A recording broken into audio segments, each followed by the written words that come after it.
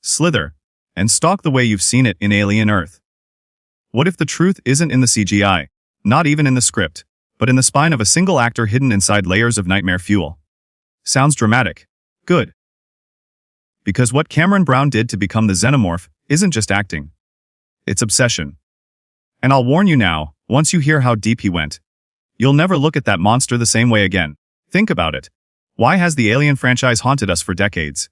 It isn't just the teeth, or the acid blood, or the horrifying kills. No, the real fear is movement. The twitch of the head. The way it hesitates before lunging. That split-second pause that makes you scream, "Oh no, it's about to." And then it does. But here's the secret nobody admits. The terror doesn't come from special effects alone. It comes from an actor's body breaking itself to convince you that the creature is real. Now here's where things get uncomfortable. Because in Hollywood today everyone says, just use CGI. It's cheaper, faster, cleaner. But fans like us, we know better. We can spot a digital monster in seconds, can't we? And when the monster doesn't feel alive, the fear dies.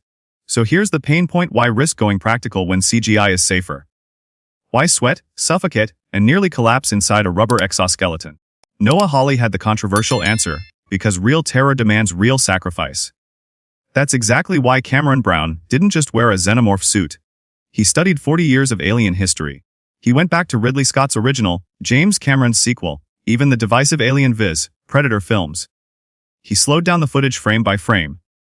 He mapped out the muscles of monsters. He compared the crawl of a xenomorph to the strike of a praying mantis, the sway of a panther, the twitch of an insect wing. He wasn't just copying movements.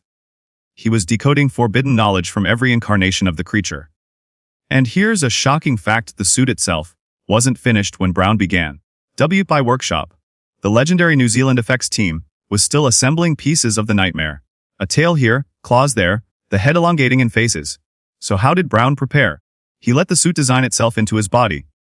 Every time a new piece was added, he adjusted. If the claws dragged, he made his gait slower, more deliberate.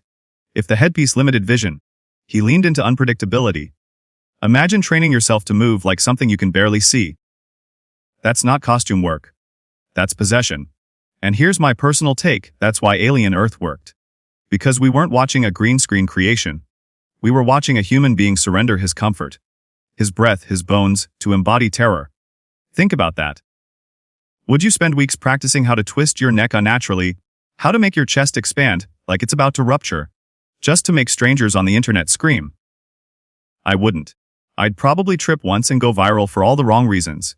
But Cameron Brown, he gave himself to the hive. But wait. Let me hit you with something even darker. Brown admitted he didn't just rely on the films. He Googled fan art. Yes, the creepy sketches hidden in forums, the bizarre comic panels, even the bootleg concept drawings people upload at 3 a.m. He didn't ignore them. He absorbed them. And here's the forbidden knowledge: sometimes fan art exaggerates what official designs can't show. Sharper claws, longer tongues, grotesque proportions. By studying that, he pulled movements no film ever dared to capture. So in a way, the Xenomorph we saw in Alien Earth, it's not just Hollywood. It's all of us. Now let me pause and ask you, how do you feel knowing that your random DeviantArt doodle of a Xenomorph might have inspired a scene in a multi-million-dollar TV series? Creeped out? Proud? Both. That's the kind of eerie legacy Alien has. It doesn't just feed on its writers, it feeds on the fans, on our imagination. And if you want to keep uncovering these hidden layers, these unspoken truths that mainstream reviews never dare to mention, make sure you subscribe right now. Because I promise you, what I have to reveal later in this video, they won't print in Variety. Okay? Let's get deeper. Cameron Brown confessed something that struck me. He said, as different elements of the suit started coming together, they were going to inform how this creature was going to move and interact with the world. That's not acting. That's evolution. He let the suit mutate his performance. He didn't force movement into it, he let it whisper how it wanted to crawl. And tell me that doesn't sound like the very nature of the alien itself. Adapting. Becoming. Infecting the host until the host isn't the same anymore. And let's be real.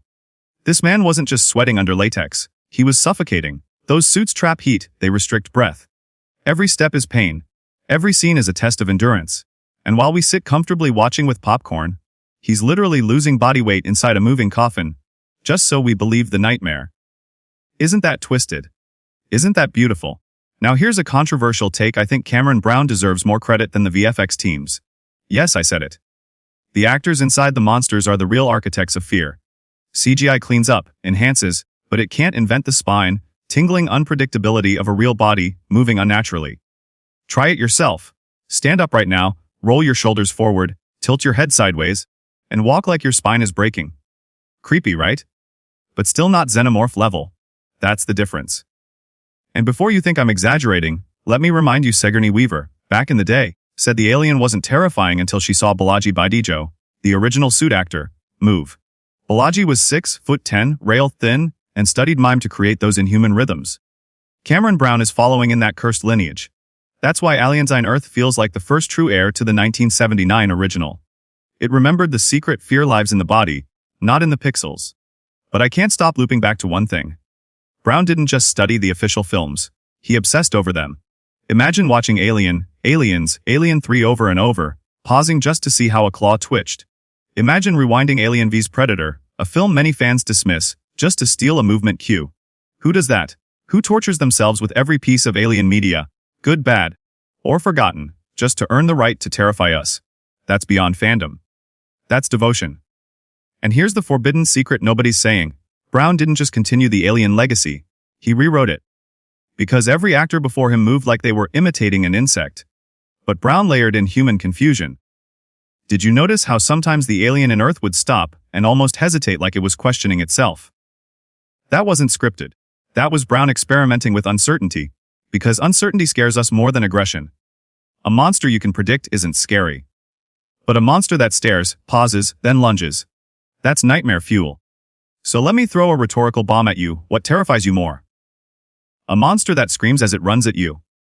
Or one that silently watches you, lets you wonder if you'll survive, and then moves just when you think you're safe? Exactly. That's why Alien Earth felt fresh. It played with silence. It weaponized patience. And I'll admit something here. I tried imitating that movement in my room after watching the episode. Big mistake. My neck cracked, I looked like a malfunctioning robot. And my dog didn't stop barking at me for 10 minutes. Moral of the story. We are not built to be xenomorphs. And maybe that's the greatest compliment to Cameron Brown. He made us believe he wasn't human. But this is just scratching the surface. Because we haven't even talked about how Wētā Workshop engineered the suit to fight him back. How Noah Hawley twisted the franchise rules. Or how fan obsession is secretly driving the alien universe forward. And trust me, the rabbit hole, or should I say, the chest cavity, goes a deeper. So let's peel back another layer of the nightmare. The suit. The infamous Wētā Workshop creation. Now, if you don't know Wētā, let me break it to you. These are the same mad geniuses who built the Lord of the Rings armor, King Kong's fur, and countless impossible props that make you whisper. How the hell did they do that? But here's the forbidden detail nobody talks about. When they designed the alien suit for Earth, it wasn't about comfort. It wasn't even about practicality. It was about suffering. Think about it. Every stitch, every glossy layer of black latex, every piece of chitin-like armor was designed to fight back against the actor. This wasn't cosplay. This wasn't Halloween rubber. This was a prison you had to perform inside. The claws?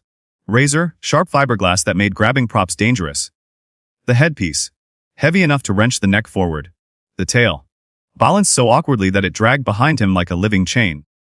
Would you perform 8 hours a day while shackled inside that? Now let me ask you something. Would you rather watch a CGI monster that looks flawless but feels weightless? Or a real actor crushed under the weight of his own costume, every step a struggle, every breath a risk? Because here's the twist: that struggle bleeds through the screen. You feel it. Your nerves tighten. You don't know why. But you know it's real.